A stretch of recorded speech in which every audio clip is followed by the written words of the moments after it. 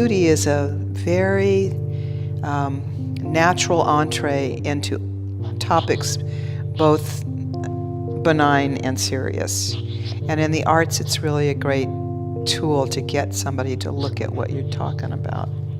So my work, even though the stories behind it has proven to be troublesome, the actual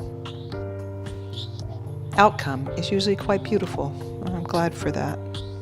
My family is Lebanese, and I had always been interested in less westernized cultures, although Lebanon is a very westernized culture. When I was in college, I was an exchange student in Pakistan, and I went back to that part of the world after I graduated, newly married, and traveled overland from Turkey through Iran and Afghanistan and Pakistan and India and back.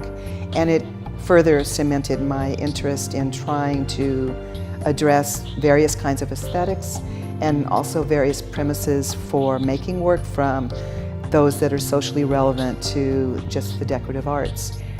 In this discussion of multiculturalism in the arts, one facet that is constantly sort of swum around or not included are artists who are from the Arab world or that have Arab ties. And I felt like if there was anybody that should be tackling the crossover of world events and the Arab world on U.S. policy and on U.S. experience, it should be somebody who has that association, and that happened to be me. But I was very hesitant for a long time to do that because I am a second-generation Arab American, and I find that all those alliances have their responsibilities and their perspectives, and you need to understand them. And once I convinced myself that having that perspective was valuable to the larger discussion, then I started making a series of pieces called Impossible Monuments.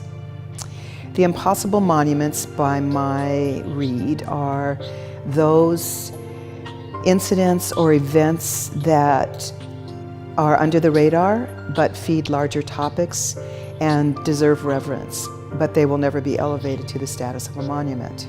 So I started making these pieces, and I haven't stopped. I guess I will stop when I feel like there's nothing to say, that I've exhausted that topic, but I don't know. If my work does nothing right now than make people look at a part of the world that they would never put on their radar, then I did my job. That's what I want.